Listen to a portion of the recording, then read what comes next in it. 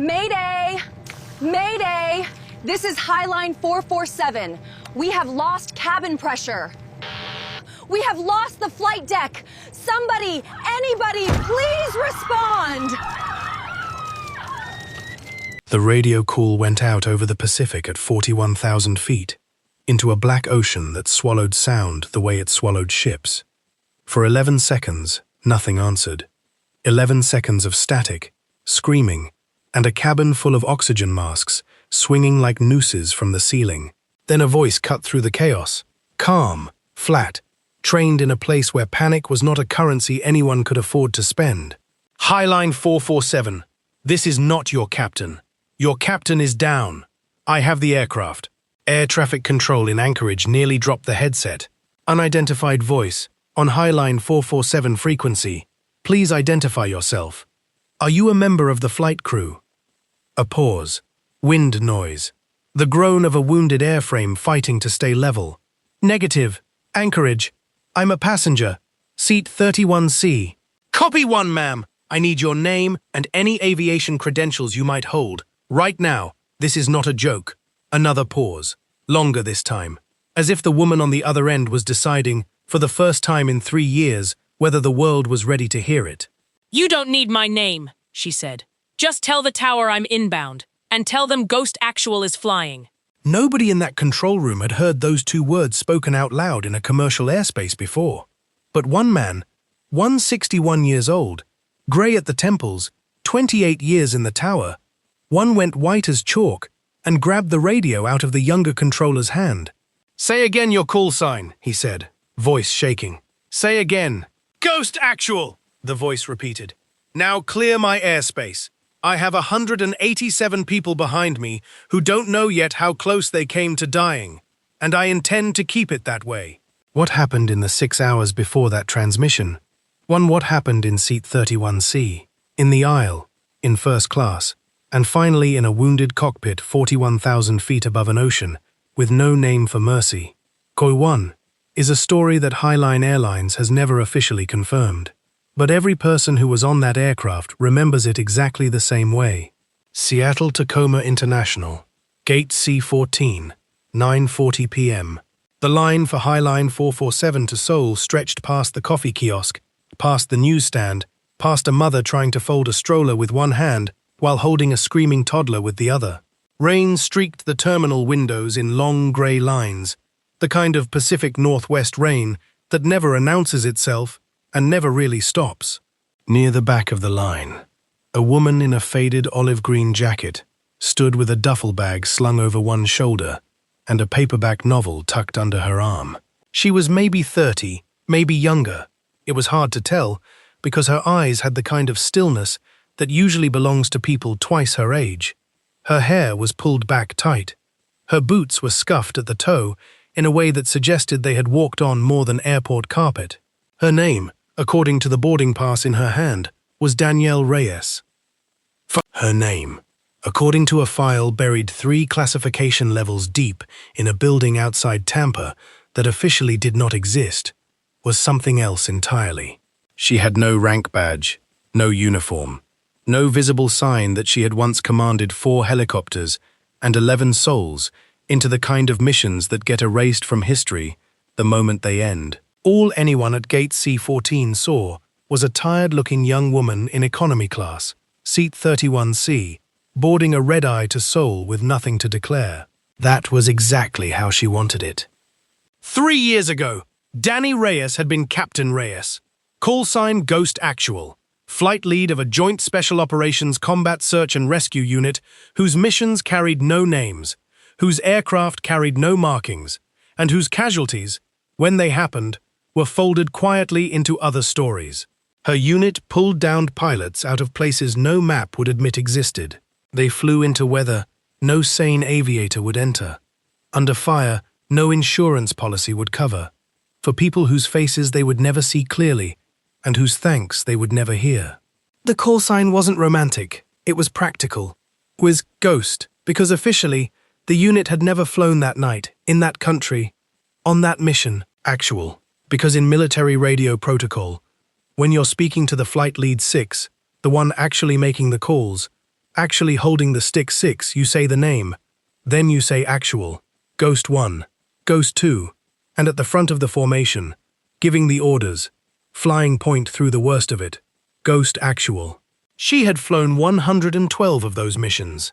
The 113th had killed her co-pilot, her closest friend, and half her hearing in her left ear, and ended with a review board deciding that Captain Danielle Reyes, while blameless, would no longer be flying anything for the United States government.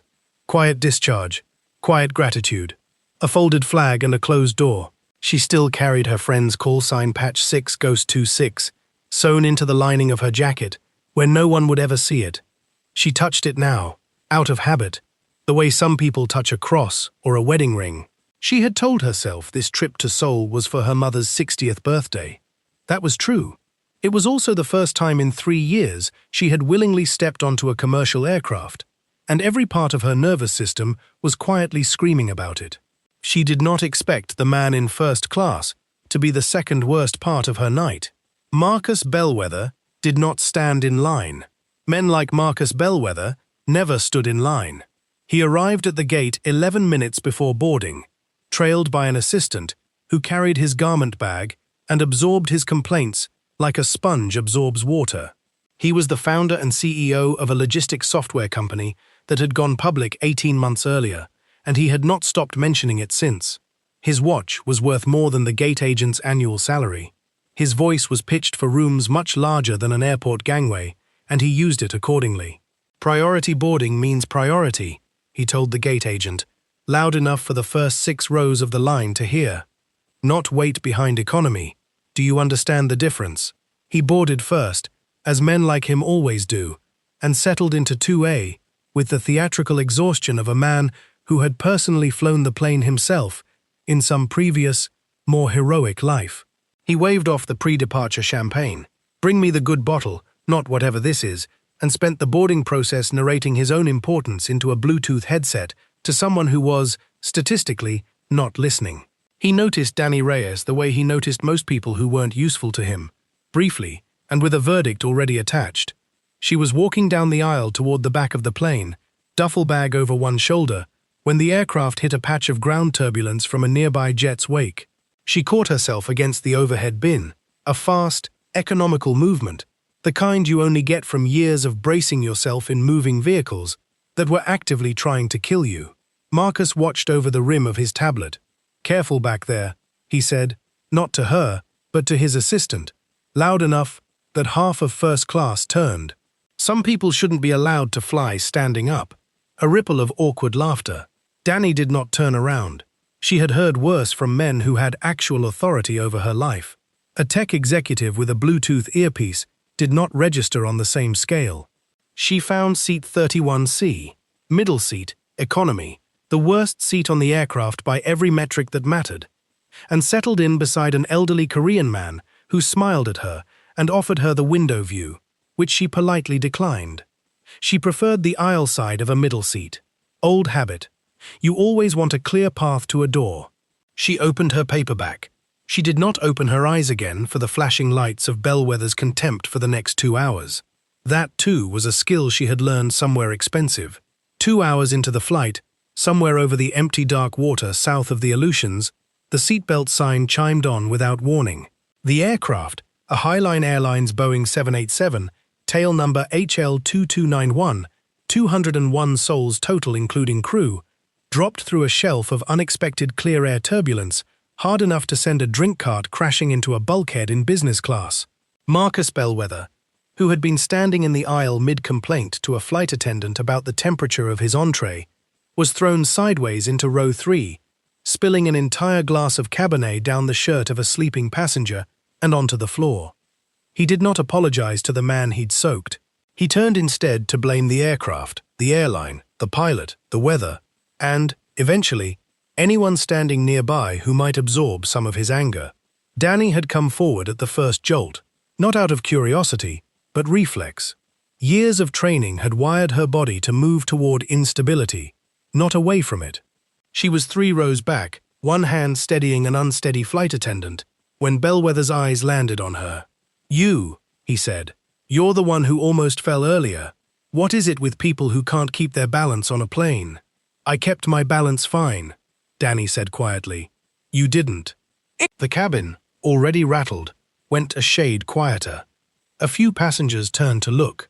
Bellwether's face did something ugly and fast. Excuse me. You spilled the wine, she said, nodding at the stain spreading across his shirt and the sleeping passenger's sleeve. I'd apologize to him if I were you.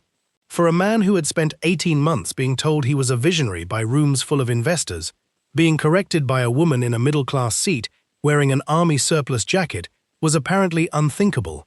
He laughed, the kind of laugh built to invite an audience. Do you know who I am? No, Danny said. Should I? The laugh died a little. I run a company worth $400 million. What do you do, besides bump into strangers and lecture them about manners? Danny looked at him for a long moment. There were 100 true things she could have said. None of them belonged in an airplane aisle to a man who would not understand a single word of them. I fly, she said simply, and turned to help the flight attendant clean up the broken glass instead of continuing the conversation. Bellwether did not let it go. Men who have never been told no rarely do. Sure you do, he called after her, loud enough for 3 rows to hear. Let me guess. Flight sim on your laptop? Or one of those little Cessnas at the county airport? Sweetheart, this is a Boeing 787. This isn't a video game. Danny did not turn around. She helped the flight attendant right the cart, murmured a quiet apology to the man whose sleeve was now soaked in wine, and walked back toward row 31 without a word. 3 passengers had watched the entire exchange. Not one of them said anything in her defense. An older woman in row 8 shook her head and went back to her phone. A young couple exchanged an embarrassed glance and put their headphones back on. The flight attendant, torn between protocol and instinct, gave Danny an apologetic look and nothing more. The silence followed Danny back to her seat like a second insult. She sat down, closed her eyes, and pressed 2 fingers against the inside pocket of her jacket, where a small cloth patch, Ghost 2, hand-stitched, a friend's name sewn into fabric, because there was nowhere else left to put it, rested against her ribs. She breathed in for 4 counts, out for 4 counts, a technique that had once kept her hands steady while flying through anti-aircraft fire. It worked, more or less, on wounded pride too. It doesn't matter what he thinks you are, she told herself. It never has. She had no idea, in that moment, how soon she would need every ounce of that composure, and how badly Marcus Bellwether was about to find out exactly who he'd been talking to. 40 minutes later, Danny got up to use the lavatory near the front of economy. On her way back, she paused, for perhaps 4 seconds, near the curtain that separated economy from business class, glancing at a wall-mounted safety diagram of the aircraft's emergency exits. It was reflex, not curiosity. She had spent a career memorizing the layout of every aircraft she flew in, whether she was flying it or not. Bellwether, who had wandered back to stretch his legs and was in the middle of a phone call he had no business making at cruising altitude, caught sight of her lingering there and did not hesitate. "Hey!" His voice snapped across 3 rows. "What are you doing hanging around up here? This is business class." Danny turned, unbothered. "I was looking at the exit diagram." "Sure you were." He stepped closer, chin raised, playing now to the small audience that had begun to gather in the aisle behind him. "First you're bragging about flying planes. Now you're loitering by the cockpit curtain. You know what that looks like?" "It looks like a woman using the bathroom," said the elderly Korean man from seat 31B, mildly, from several rows back. Nobody laughed. Bellwether didn't even glance his way. "I've flown 140,000 miles this year alone," Bellwether announced to the cabin at large, as if frequent flyer status conferred some kind of federal authority. "I know what suspicious behavior looks like. Somebody should say something to the crew." A businessman near the front nodded slowly. "Better safe than sorry, I suppose." A woman across the aisle murmured to her husband, just loud enough to carry. Why was she standing there so long? Danny said nothing. She had learned, a long time ago, in rooms far more hostile than a Boeing cabin, that explaining yourself to people who had already decided the verdict rarely changed the outcome. She walked back to seat 31C, without raising her voice, without breaking stride, and sat down beside the old man, who patted her arm gently. "Some men," he said, in accented but careful English, confuse volume for truth. Danny almost smiled. Yes, they do. She did not know it yet, but in less than an hour, the entire cabin, Bellwether included, would learn exactly how wrong they had all been. And they would learn it the way people usually learn the truth about a person they've underestimated, at the worst possible moment, when it was almost too late to matter. It happened without warning, the way these things always do. A sound first, a sharp metallic bang somewhere forward of the wing, like a giant fist striking the fuselage from the outside. Then the cabin lights flickered, and the air itself seemed to tear. A stress fracture, invisible on every inspection log for the past 6 months, finally gave way along a seam near the forward cargo hold. The resulting explosive decompression tore a fist-sized hole in the fuselage skin just aft of the cockpit bulkhead, and the cabin pressure that had been keeping 201 people alive at 41,000 feet vanished in less than 4 seconds. Oxygen masks dropped in a chaotic yellow cascade. The roar was deafening, wind screaming through the breach, luggage bins snapping open, loose papers and napkins, and a half-finished cup of coffee all being sucked violently toward the tear before the aircraft's automated systems fought the plane into an emergency descent. The nose pitched down hard. Passengers screamed. A woman in row 6 was thrown against her seatbelt so violently she cracked a rib. Somewhere near the front, a man was praying out loud, in a language most of the cabin didn't recognize, the words tumbling together like a river finding the fastest way downhill. And in the cockpit, sealed, reinforced, supposedly the safest place on the aircraft, the decompression event had done something no one designs for. A section of ceiling paneling near the bulkhead, weakened by the same structural fatigue, sheared loose and struck First Officer Grant Chen across the side of the head, knocking him unconscious instantly. Captain Wells, fighting to level the aircraft and reaching for his own emergency mask, felt his heart seize under the sudden pressure change and the adrenaline flooding a body that had quietly been living with an undiagnosed arrhythmia for the past 2 years. He slumped forward over the controls, unconscious, his hand still tangled in the yoke. For 11 seconds, a Boeing 787, carrying 187 passengers and 13 crew, screamed downward through the black Pacific night, with no one at the controls at all.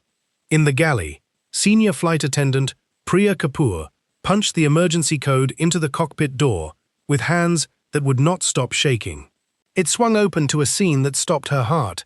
Both pilots down, alarms shrieking, the aircraft still descending, unresponsive to its own panicked instrumentation.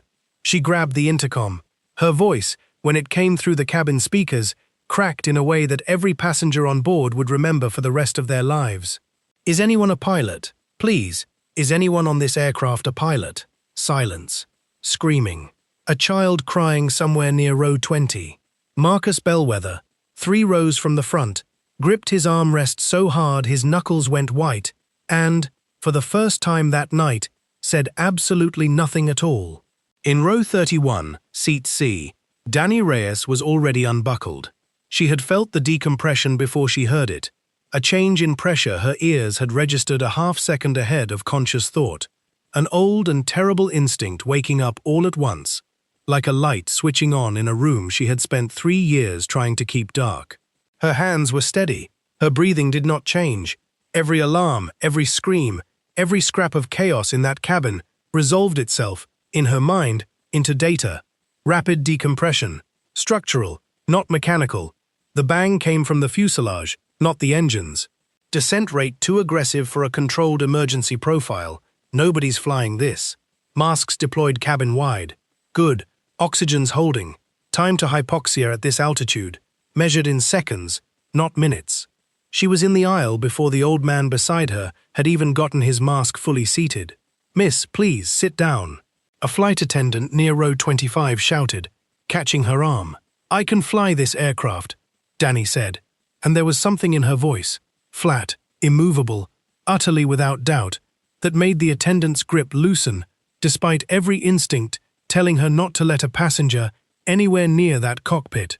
Marcus Bellwether, of all people, was the one who stood in her way. He rose out of his seat as she passed row 3, blocking the aisle with the same wide-shouldered confidence he'd used to block conversations, meetings, and apparently now, an aircraft in freefall. Where do you think you're going? His voice cracked with fear disguised as authority. You said it yourself. You're not a real pilot. This is insane. We need an actual professional up there, not some economy seat cosplay hero. Move, Danny said. I will not move for someone who... I said, move. It wasn't loud. It didn't need to be. Something in the way she said it, the total absence of panic in a cabin that was drowning in it, made the businessman in row 3 sit back down without being asked. It did not, however, make Marcus Bellwether move. Prove it, he snapped, some last reserve of pride, refusing to bend even with the aircraft still shuddering around them. Prove you're anything more than a scared woman trying to be a hero. Danny reached into her jacket, the same faded olive jacket he'd mocked at the gate, and pulled out a small laminated card and a worn cloth patch. She held them up in the flickering emergency lighting, close enough for him and everyone in the first 4 rows to see clearly. The card was a Federal Aviation Administration Airline Transport Pilot Certificate, the highest civilian pilot rating that exists, the kind that takes most career aviators a decade to earn, alongside a Department of Defense identification card with most of its details redacted in thick black bars, except for a name, a rank, and 2 words stamped in the corner, Flight Lead. The patch was smaller, just a name, hand-embroidered onto worn fabric, Ghost 2. She didn't explain it. There wasn't time, and some things aren't owed to people who never asked with respect in the first place. I've flown things you don't have clearance to know exist, she said quietly. This plane is the easy part. Now move, or get out of my way, because in about 90 seconds, it stops mattering whether you believe me. Priya Kapoor, standing in the cockpit doorway, with tears streaking her face, looked at the card, looked at the patch, and looked at Danny's eyes, and made the fastest decision of her career. Let her through, she said. Everyone, let her through. Now. Bellwether stepped aside. He did not apologize. He simply sat down, hard, in his seat, and for the first time since boarding, his hands were shaking, and he had nothing to say about it. The cockpit smelled like ozone and blood. Captain Wells was slumped over the yoke, unresponsive, his face gray. First Officer Chen lay collapsed against the side window, a dark bruise already blooming across his temple. Warning tones layered over each other in a chorus of electronic panic. Altitude, terrain, descent rate, cabin pressure, a symphony of everything going wrong at once. Danny didn't sit immediately. She scanned, the way she had scanned 100 cockpits before this one, in aircraft that didn't have call signs printed on the outside, because officially they had never left the ground. Altitude 28,400 and falling. Descent rate excessive but survivable if arrested now. Cabin pressure stabilizing. Emergency system caught it. Autopilot fighting a trim imbalance from Wells's weight on the controls. Structural damage aft of the bulkhead. Unknown extent, but the aircraft is still flying, which means it's still flyable. She pulled Captain Wells gently back from the controls, checked for a pulse, faint, but present, and nodded to Dr. Amir Faruqi, an off-duty ER physician who had pushed forward through the cabin the moment the call went out, now kneeling in the cramped space behind her. He's alive. Cardiac event, I think. I need you to keep him that way, she said, without turning around. Same with the first officer. I need this cockpit clear of everything, except you and the men who need you. Then she sat down in the captain's chair, a chair built for someone else, in an aircraft built for 2 trained professionals, not one army pilot flying alone, with a body count she refused to let grow by even 1. And she put on the headset. Her hands found the yoke, the way a musician's hands find an instrument they haven't touched in years, but never really forgot. Anchorage Center. This is not your captain. Your captain is down. I have the aircraft. That was when the radio call went out across the Black Pacific, the one that would end up on every news network within 18 hours, the one that a control room full of veteran air traffic controllers would replay for each other for years afterward, half in awe and half in disbelief. Unidentified voice on Highline 447, please identify yourself. I'm a passenger, seat 31C. A beat, wind noise, the groan of a wounded airframe. You don't need my name. Just tell the tower I'm inbound, and tell them Ghost Actual is flying. In the Anchorage control room, a 61-year-old controller named Walt Draper, 28 years in the tower, 4 of them spent, long before this job, as a young Air Force liaison officer attached to a Joint Special Operations Command he was legally forbidden to discuss even now. Dropped his coffee cup and grabbed the headset out of a colleague's hand. Say again your call sign. Ghost Actual. Walt Draper had heard that call sign exactly once before in his life, whispered by a colonel in a briefing room with no windows, attached to a mission that officially never happened, that saved 11 American lives in a country the news never mentioned. He had never expected to hear it again. He certainly never expected to hear it on a commercial frequency, coming from the flight deck of a passenger jet with 201 souls on board. His voice, when it came back over the radio, was not the voice of a detached air traffic controller. It was the voice of a man who suddenly understood, with total clarity, exactly how much danger that aircraft had just walked out of. Ghost Actual. This is Anchorage Center. A pause. Longer than protocol allowed. Copy your call sign. Clearing all traffic in your sector immediately. Ma'am, it is an honor. Talk to me. What do you need? What she needed, it turned out, was almost everything. The aircraft was flyable, but wounded. The decompression had torn more than a hole in the fuselage.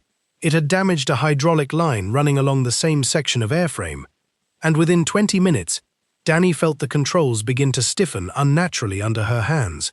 The responsiveness of a machine, slowly losing part of its nervous system.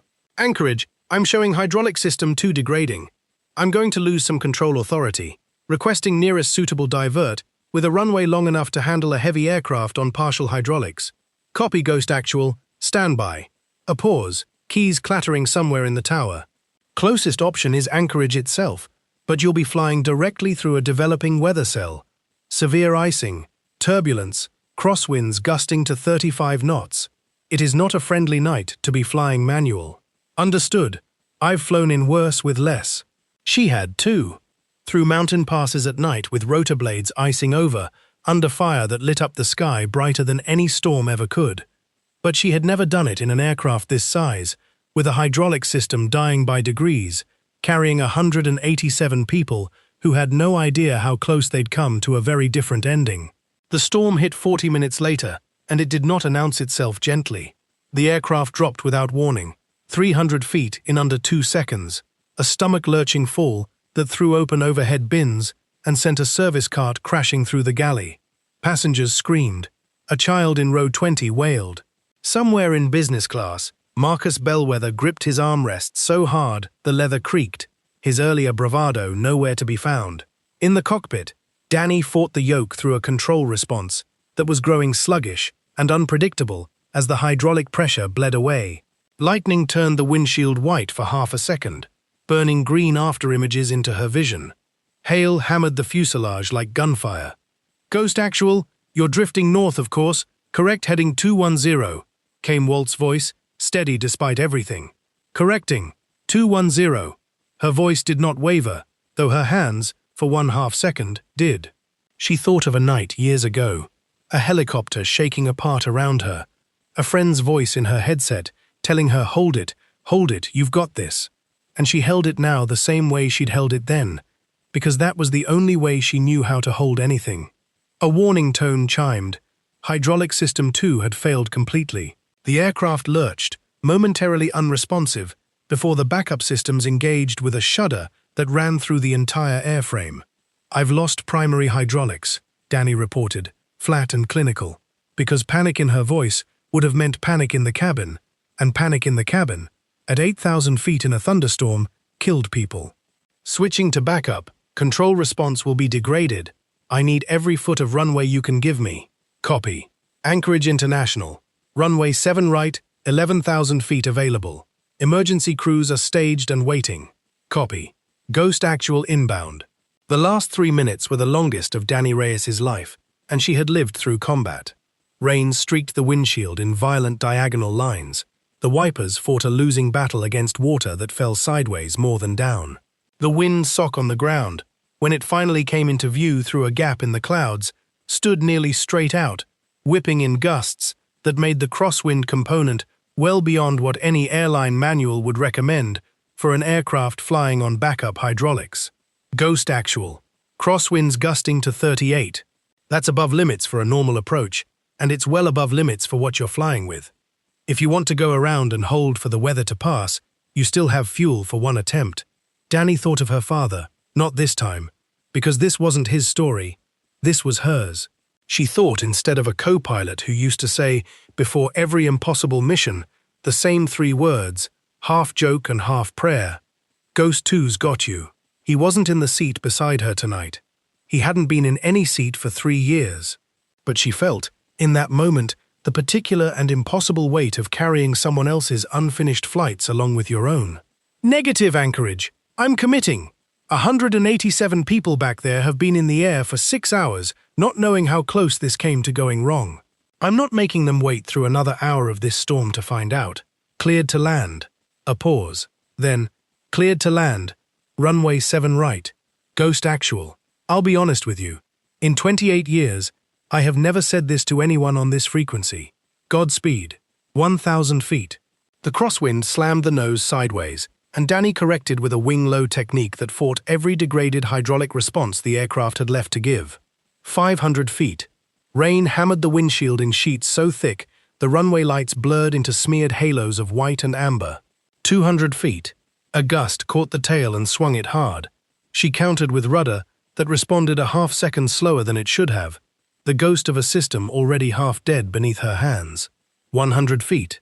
50. 30.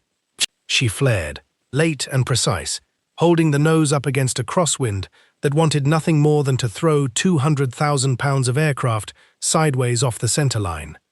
The right main gear touched first, a puff of white smoke and screaming rubber, then the left, then finally the nose wheel settled with a jolt that rattled through every row of seats.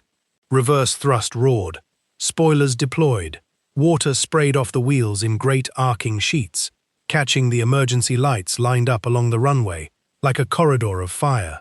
The aircraft slowed, shuddered, stopped. Dead center on the runway, exactly where it was supposed to be. For 1 full second, the entire cabin held its breath in total, disbelieving silence. Then it broke. All at once, all together, sobbing, cheering. A round of applause that started in row 31 and rolled forward through the entire aircraft, like a wave finally reaching shore. The elderly man in seat 31B was the first to clap, both hands raised toward the empty middle seat where Danny had been sitting 6 hours earlier, when no one on that plane had known her name. In the cockpit, Danny Reyes let go of the yoke, closed her eyes, and allowed herself, for exactly 3 seconds, to shake. Fire trucks and ambulances lined the tarmac in a wash of red and blue light against the driving rain. Paramedics rushed aboard the moment the doors opened. Captain Wells, still unconscious but stable, was stretchered off first, Dr. Faruqi walking alongside him, giving a rapid handoff to the incoming medics. First Officer Chen, groggy and confused but breathing on his own, followed minutes later. Danny stood in the cockpit doorway as the cabin emptied, her legs unsteady in a way that surprised her more than the storm had. Priya Kapoor reached her first, wrapping her in an embrace that had nothing professional left in it at all.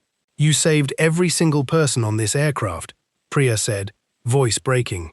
"I don't even know your real name." "Dani," she said. "Dani Reyes."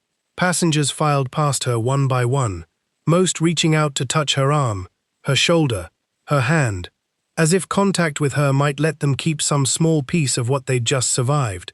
The elderly man from seat 31B stopped in front of her, both hands wrapped around his cane, and simply bowed his head. "Thank you," he said, "for the exit diagram." She almost laughed. It came out somewhere between a laugh and a sob, and she let it.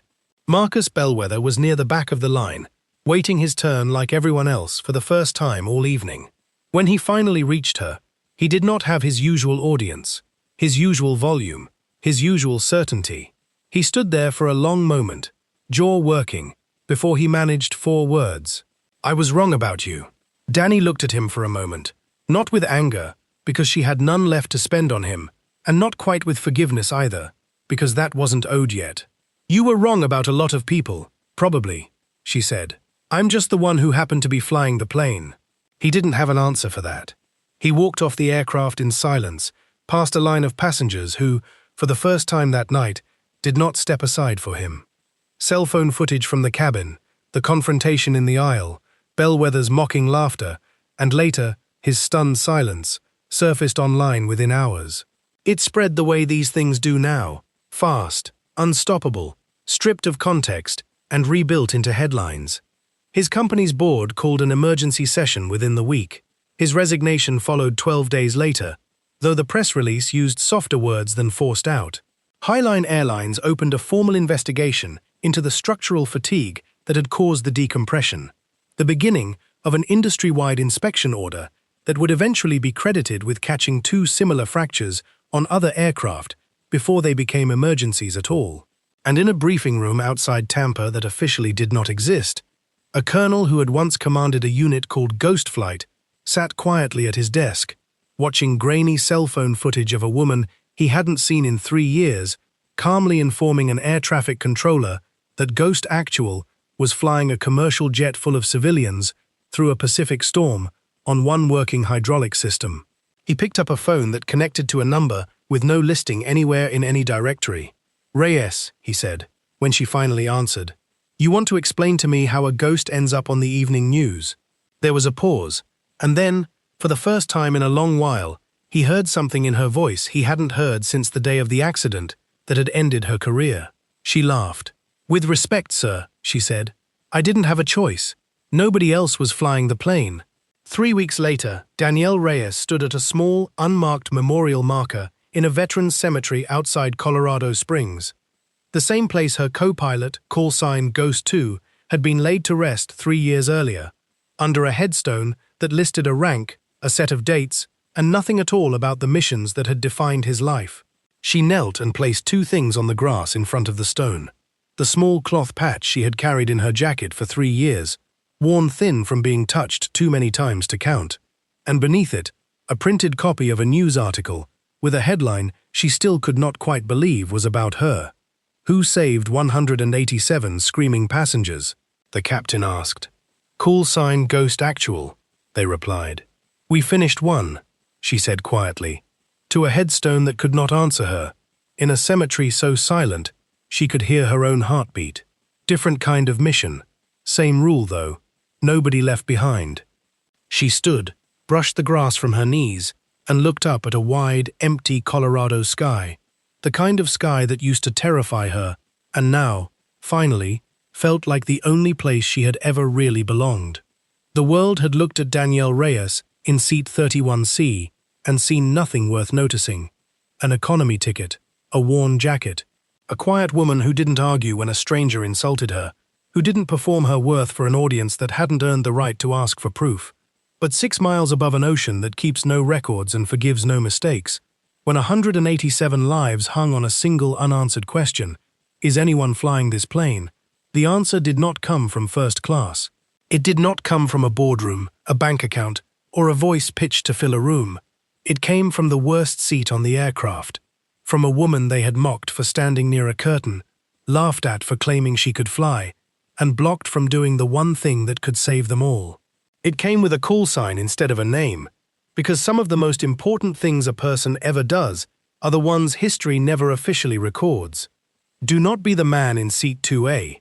Do not be the passengers who stayed silent while an insult became a pattern, and the pattern became a wall between a hero and the door she needed to walk through. The most capable person in the room is rarely the loudest one in it. And every time you decide, in advance, who deserves your respect, you risk silencing the one voice that might be the only thing standing between you and the dark. Somewhere, a ghost is still flying. You may never know her name. You may only ever know that, when it mattered most, she answered.